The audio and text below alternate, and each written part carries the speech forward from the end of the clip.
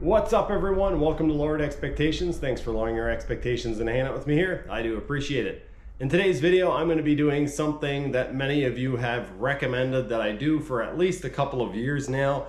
I'm not going to do it the exact way that you guys recommended, but I am going to be building a waste oil heater. This is not me giving up completely on diesel heater content, but I now have an outside shelter and I'm going to build a waste oil heater. One, that I can experiment with, and two, it is something that is going to be used outside. I don't have to plumb anything into my garage or into my house. It's also going to be used in a very well ventilated area, and so I'm not terribly concerned about the fumes. There are going to be things that you'll see in this video that I don't necessarily think are safe and that I wouldn't recommend that you try yourself. If you do decide to try something that you see in this video, well, you've done it. You got to take responsibility for it. I'm not recommending that you do any of this. And that's all I have to say. Let's get building this thing and we will get to testing it and see, one, if it actually works, two, how much deadly fumes and stink it makes. And yeah, maybe we'll crunch some numbers and see how much oil it's actually consuming and all that good stuff. Okay. Where's my lead hammer?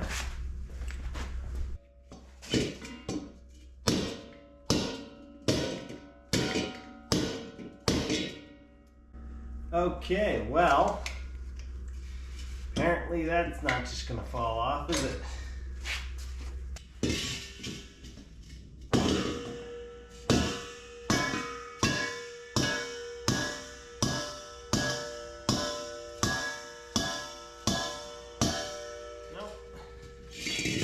This one spins.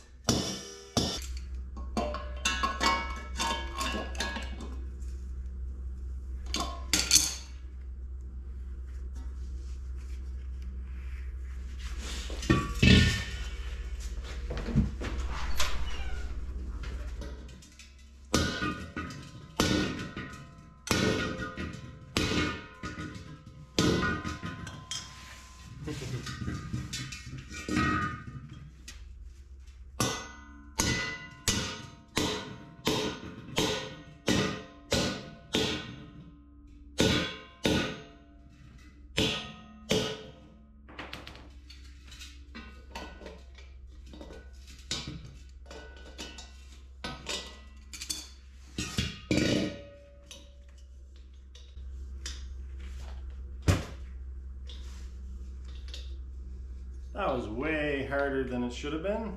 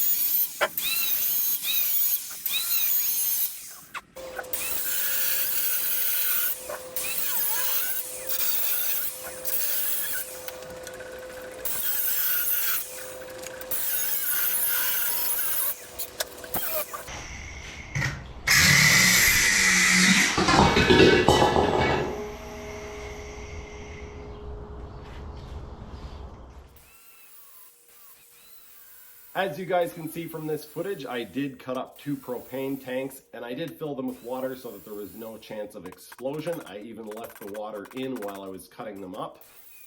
I don't plan on using both propane tanks in this video. I will be using the second one to either build a second heater or for perhaps building a water heater adapter for this heater. Not sure yet. Over the years, I've watched a whole lot of waste oil burner or waste oil heater builds on YouTube, and I've seen all sorts of different levels of success or failure, however you want to look at it. A lot of people try to make this really complicated, and I've seen a few videos from a channel called Creative Inventions, LMTN or something like that. Anyway, I've decided to copy one of his designs roughly. It's not going to be exactly the same, but he has a whole lot of videos. I'll try to remember to leave his channel link in the description below.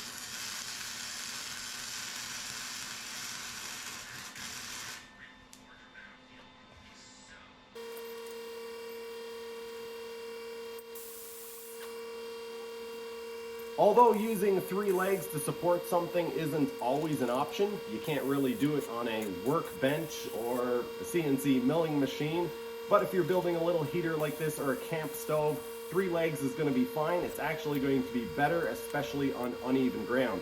If you put a 4th leg in, you're going to have some sort of adjusters on the legs, or you're going to have to be constantly shimming underneath one of the legs with a matchbook or something silly like that.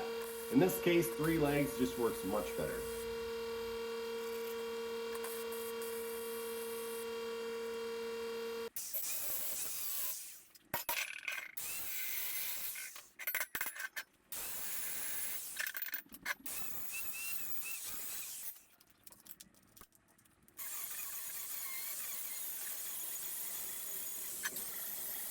Trying to figure out where I'm going to put my holes. I want a couple of inches so that this can actually fill up with oil. If the flame goes out for some reason, it can actually get a fair amount of oil in there before it starts leaking out the air holes. That would be ideal.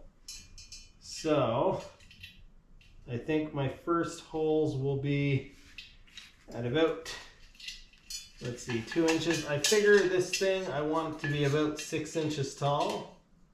Actually, 5 inches. We'll go 5 inches tall.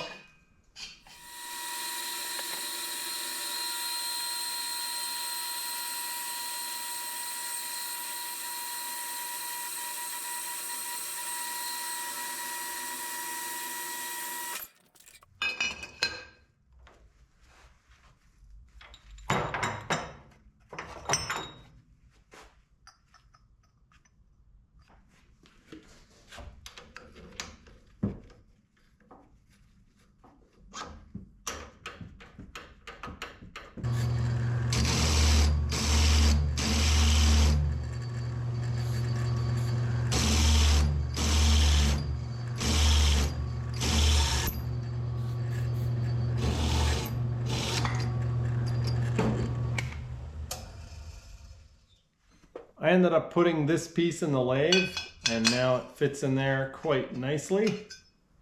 I'm going to cap off the ends of this pipe, and I think in order to do that, what I'm actually going to do is just weld it on and then use cut-off discs to cut the piece off afterwards.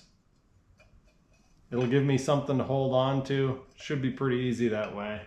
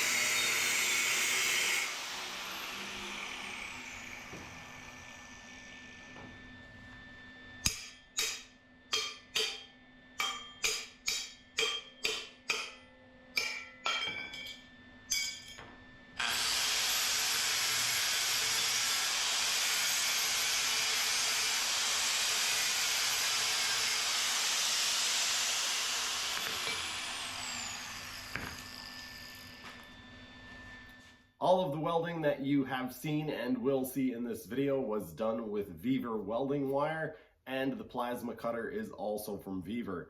They have an amazing deal on both of these things. If you guys are interested, I will leave an affiliate link in the description below. Feel free to go check it out.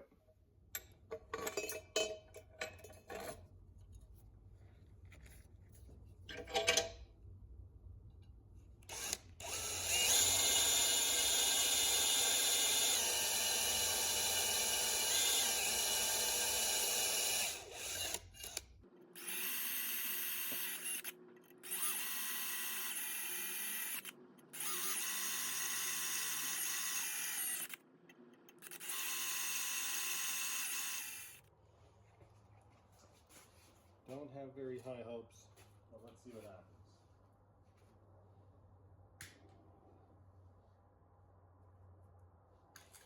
As you guys can see in this footage, I'm actually using a heat gun as a fan. That's because I've seen so many fake videos and so many videos that just hype something up as working better than it does.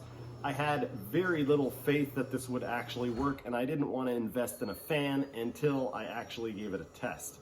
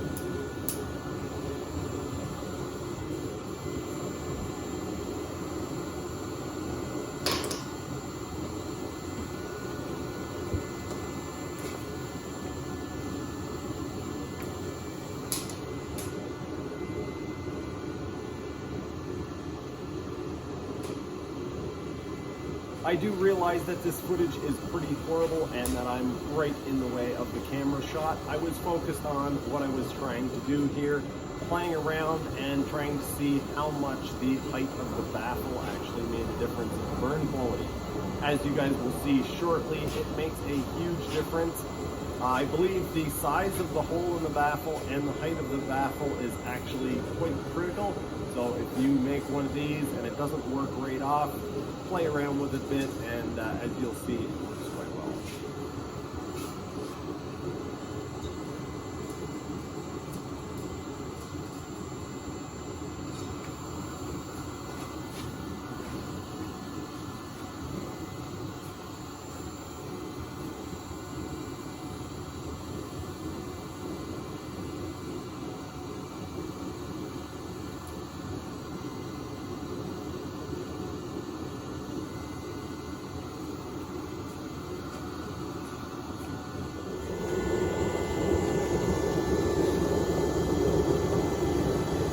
Paint's burning off, but otherwise, it's burning pretty clean.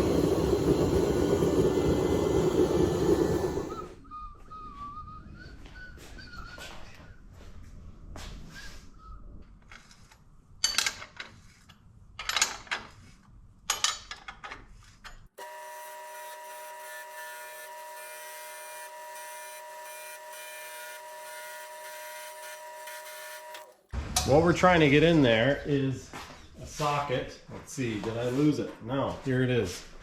Trying to get this socket in there, and we can now do that, so we can stop. Yeehaw!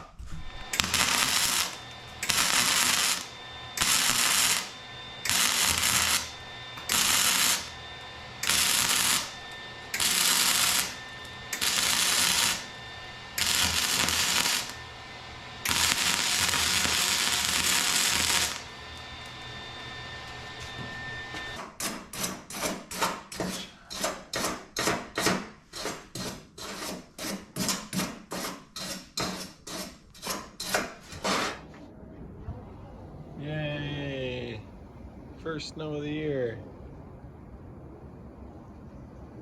Okay, so a whole lot has happened since the last clip where I fired this thing up for the first time, or for the first real test. I got sick. I was sick for about a week. While I was sick, I didn't do any filming, but I have done a little bit of upgrades to the heater and I've been using it lots. In the last 2 days, I've burnt through 12 liters, which was a bit of a slow day. I'm going to take you guys out, show you the setup, and show you how much ash is left over after about 12 liters of burning, which would be what, about 3 gallons, I guess? A little less than 3 gallons. So let's head out to the little shelter. It's very windy. Hopefully that doesn't show up too much on camera. So one of the first things that I did is put up this tarp. It keeps a lot more of the heat in. These walls are not sealed. These are just fence boards, and once it dried out, we have very low humidity here in Alberta, and once it dried out, there's about 1/2-inch gaps in between all these boards. So air can kind of go through there, but it blocks the wind and it does keep some in. Also have it basically ventilated through the, what do you call it, soffit? Fascia? Whatever that is. Anyway, there's no actual covering. Air can come out around the roof, and that is done on purpose so that we don't fume ourselves out when we're using this thing or when we're having a fire. So the fire pit hasn't been used nearly as much this week. I have been using this thing quite a bit. Let's take a look inside and I'll show you some of the upgrades. I'm gonna try not to talk too loud because Andy may still be in bed. He works a night shift. It's about 1 p.m. and he usually gets up around 2, between 1 and 2. So I ended up removing the table that was in here. There was a white table in here. It was taking up a bit of space. A lot of the stuff I just did yesterday. I built this shelf, which kind of takes place of the table that used to be in here. I showed you guys earlier, I put up the tarp. Not sure how permanent that is going to be. Might come up with something a little better. It seems to work quite well, so maybe I'll just get a heavier version of a tarp, or maybe we'll just use this and see what happens. I also put a heat deflector in the back there and put the heater in the back corner. The idea of that is to, one, protect the fence from getting singed or burnt, and it seems to work quite well, and also to have it reflect some of the heat back out this way. For most of the week it was kind of out in the center of the floor, and anytime the dogs had to come in or out, or the cats, or somebody, you basically had to walk fairly close to the thing, to the heater, and it was kind of awkward. And for the first part of it, I was actually just pouring oil into the heater. I then set it up with a gravity feed, but the valve on the gravity feed kept getting plugged up with grass and, yeah, grass clippings and anything that fell in my oil pan while I was doing oil changes outdoors. So now I've been filtering the oil, and that hasn't been a problem for the past 2 evenings. So 12 liters of oil have gone through it without any blockages. If I were to just use a filter in line, the filter would get plugged extremely quickly, and it could actually just get plugged in the tank. I'll now talk, I guess, about the tank setup. I've got a jet ski fuel tank. I ended up welding these brackets together yesterday out of a couple of pieces of angle iron that I had sitting around. The tank fits perfectly on the little L brackets, and it is gravity feed. On the end of the fuel feed or oil feed, I have a metal tube that came off of one of BJ's transmissions that he's rebuilding. I have this big washer to kind of act as a heat shield, and this spring acts as a heat shield for the fuel line as well. The side of this heater gets red hot when it's under operation. It gets red hot in a few spots anyway, and so yeah, this fuel line could get cooked very easily if it was exposed to that heat. So this has been working quite well, so I'm going to keep doing it. One of the things that I did run into is, and a lot of people don't talk about, is on startup and shutdown with this type of heater, it's almost inevitable that you're going to get a bunch of smoke. And I've figured out a couple of ways around that. You want to make sure to start it very aggressively. So don't try to start a piddly little fire in there. You want to get some, 10 oily soaked rags or something like that, or a bunch of very fine kindling, and fire it up very aggressively. Basically what needs to happen is the body of the heater needs to warm up enough so that it's flashing off the oil, so that the oxygen mixing with it will actually make it burn. If you don't have enough fire, if you don't have enough heat in the system and you increase the air, it just makes a ton of smoke on startup. So air isn't always the answer. Anyway, I said I was going to show you guys how much ash was in this, but before I do, I'm actually going to talk about the fan. This is what is it, 80-watt fan that I got off Amazon, and it comes with an adapter. They call it 110 volt, but what it actually is a 12-volt fan. I'll pick it up off the heater here. What this actually is a 12-volt fan. The label on it here says between 3 and 12 volts, 80 watts, and basically this is a variable system. So this is an adapter that turns 110 volts or 120 volts into between 3 and 12 volts DC, and it's actually fairly quiet, especially on the lower settings.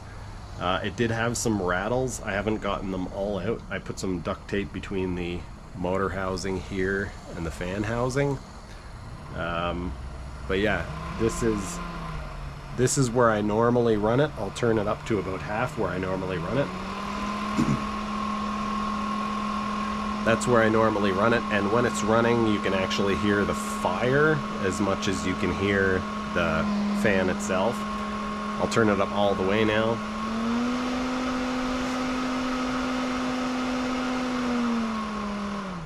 And off.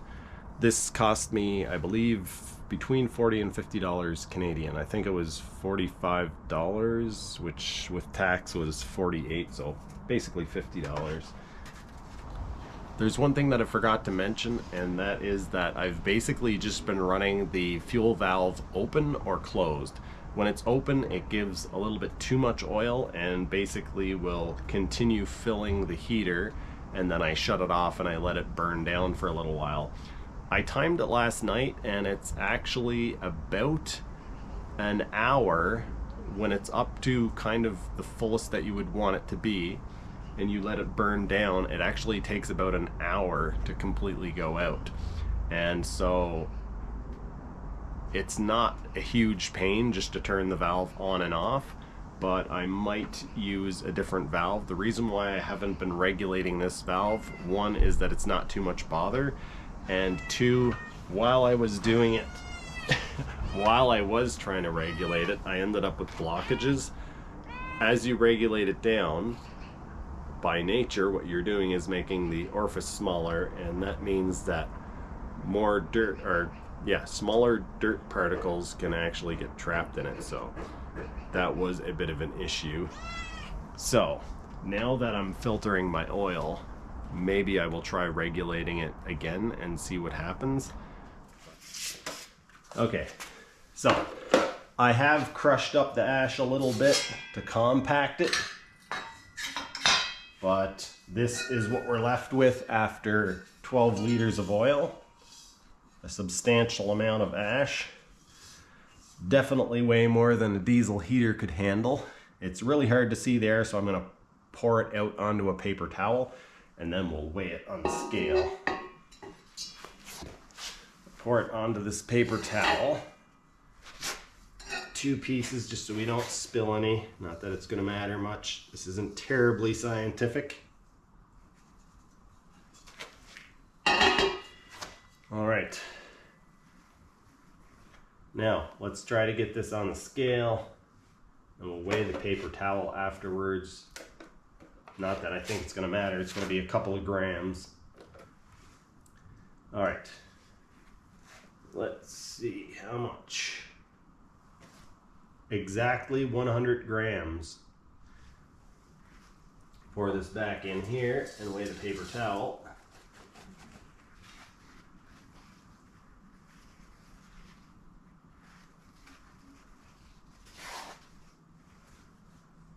Five grams, so 95 grams of carbon, ash, whatever, from 12 liters of oil.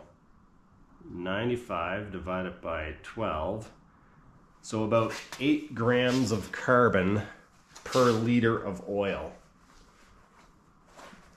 That's what? A little under 1%? 0.8%, something like that? My math could be way off.